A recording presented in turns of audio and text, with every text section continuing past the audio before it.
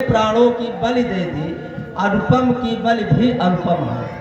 भौतिक शरीर को कर समाप्त उसने परमार्थ का, इस ओर परम यश पाया है, उस ओर परम पद पाया है। कौशल की रानी सीता का जब दंडक वन में हरण हुआ, उपकार हेतु उन दिनों वही वह गीधराज हर शरण हुआ।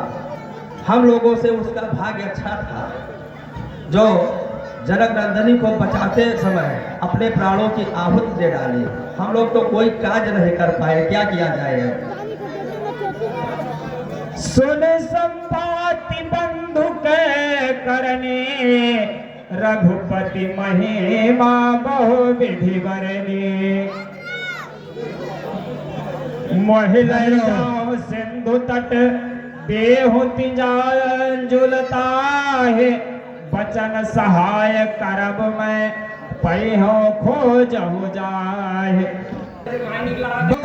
भूखा प्यासा हूँ, भर पेट न भोजन पाया है। विधिना ने आज अनुग्रह कर सब एक साथ भिजवाया है। 2-4 निमिष में आ करके 10-20 ग्रास कर जाता हूँ। भागो मत, बैठे रहो वहीं, तुम सबको आकर खाता हूँ। कई दिनों से भूखा प्यासा हूँ, सभी लोगों को अभी खा जाऊंगा। ठहरो ठहरो, तुम लोगों को खाता हूँ। भागो मत, रुको रुको, मैं अभी तुम सभी लोगों को निकल जाता हूँ। बजरंग बली, कहिए। हम लोग नाहक में मारे जाएंगे। अगर भागते हैं, वापस जाते हैं तो महाराज सुग्रीव प्राण दंड देंगे। रुकते हैं तो जंगली जीव का ग्रास बन जाएंगे। क्या किया जाए। सत्य है आपका। जटायु धन्य था जो प्रभु कार्य में अपने प्राणों की आहुति दे डाली, वो धन्य हो गया। हम लोग बेमौत मारे जाए। क्या कहा? तुम लोग जटायु को जानते हो? जटायु मेरे भाई, क्या हुआ जटायु को? किसी राक्षस के द्वारा जनक नंदनी का हरण हो गया है। हम लोग उन्हें ढूंढते हुए यहाँ पहुँचे हैं। उन्हें बचाने में जटायु ने अपने प्राण त्याग दिए। मेरे भाई, मेरे प्रिय बंधु, आओ मुझे इस सागर के निकट ले चलो। मैं अपने भाई को तिलांजलि दे दूं। आओ मेरी सहायता करो।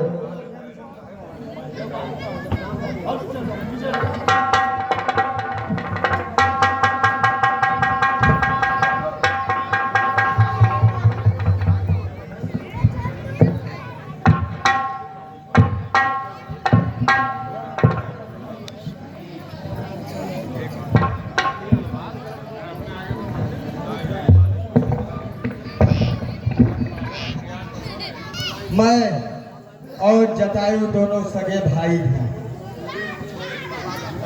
कुछ युगों पहले जब हमारी युवा अवस्था थी, तब हम दोनों ने होड़ में एक उड़ान भरी। जो उड़ान थी सूर्य पर चोट मारने की। जटायु और मैं उड़ते उड़ते सूर्य के बहुत नजदीक पहुंच गए। सूर्य का तेज इतना बढ़ता गया, जटायु गर्मी के मारे वापस, किंतु मैं अभिमानी कहाँ मानने वाला, मैं उड़ता चला गया और सूर्य का अत्यंत प्रकोप मेरे पंखों पर पड़ गया, जिससे मेरे पंख डंक सब जल गए।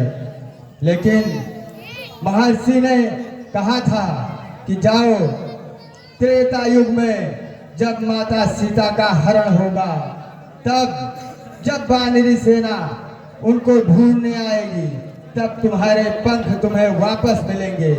देखो मेरे पंख आ रहे हैं, मेरे पंख मेरे पास वापस आ रहे हैं। सुनो बंधुओं,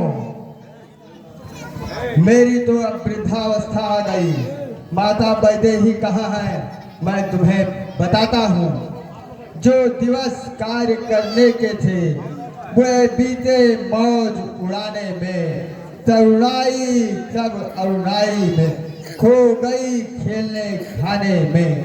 हे बलबीरो हो गया वृद्ध, अन्यथा कार्य करता मैं, सीता माता की सुध लेने सागर के ऊपर उड़ता मैं। देख रहा हूँ यहीं से लंकापुरी विशाल, 4 दिवस से रहे हैं जिसमें जलने पार। करता है राज वहाँ रावण, वह ही माता का हरता है। अपने अशोक वन में उसने उन महासती को रखा है। 100 योजन सिंधु लांघ कर जो बलबीर वहाँ पर जाएगा, वह ही सीता सुध लाएगा, वह ही यह सुयश कमाएगा। अब तुम लोग अपने आप में निर्णय करो कि कौन ये 100 योजन का सिंधु लांघ कर उस पार पहुंचेगा, वही माता सीता का पता लगाएगा। अब जो तुम में सबसे अधिक बलशाली होगा वह यह कार्य करेगा। अब मेरे पंख वापस आ गए हैं, मैं जा रहा हूँ भ्रमण के लिए। जय श्री राम। युवराज अंगद,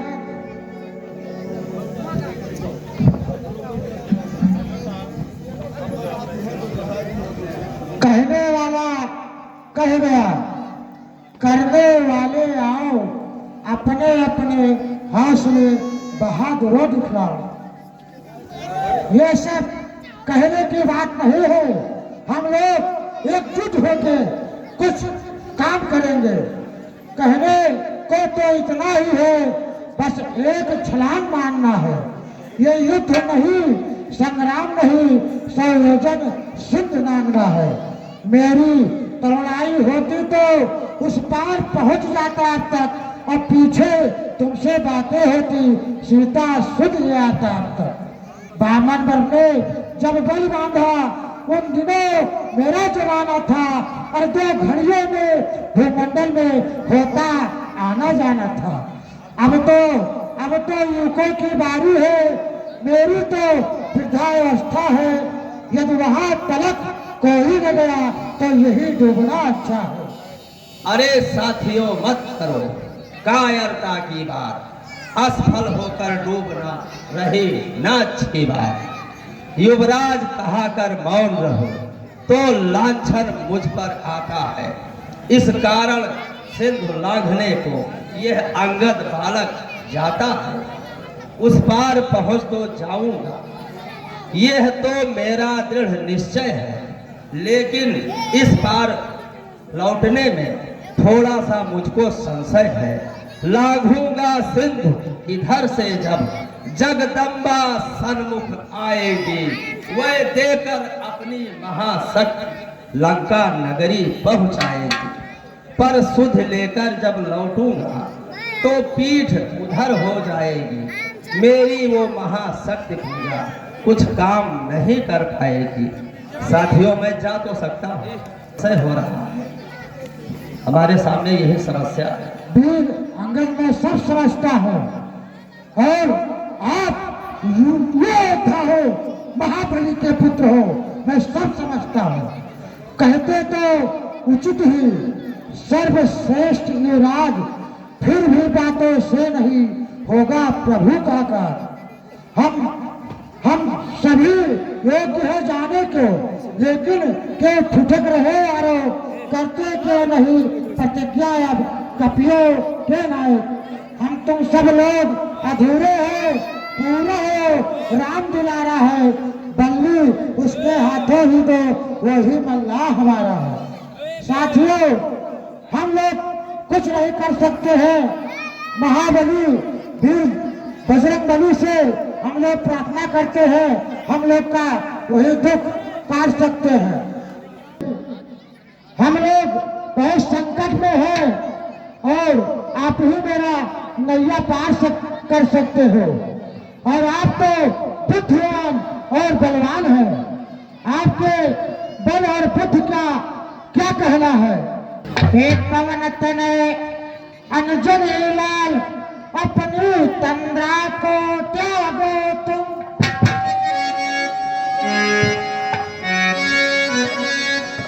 हे पवन तनय अनजनी लाल, अपनी तंद्रा को त्यागो तुम।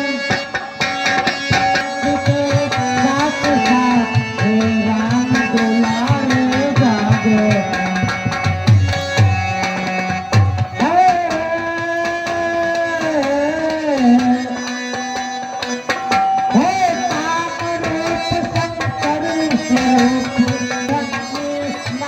तुम्हारा है, अपने जीवन को याद करो, ये जंगली काम तुम्हारा।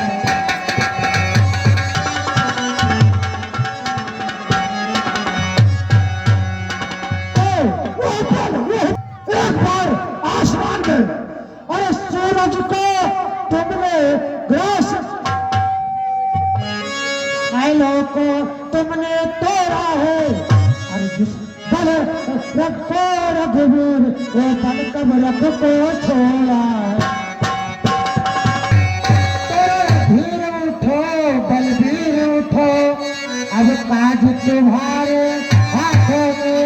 हे कृपा धाम के कृपा पात्र, फिर काज तुम्हारे हाथों में।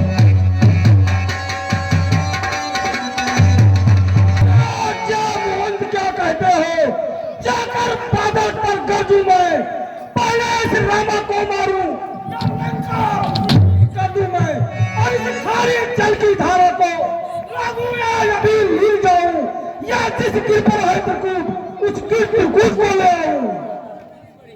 महावीर बजरंगबली मैं वो जानता हूं आपके पास वो ताकत है, और लेकिन नहीं, और जो कहता हूँ दिखलाऊंगा, जो कहता हूँ दिखला कर रहूंगा आपको।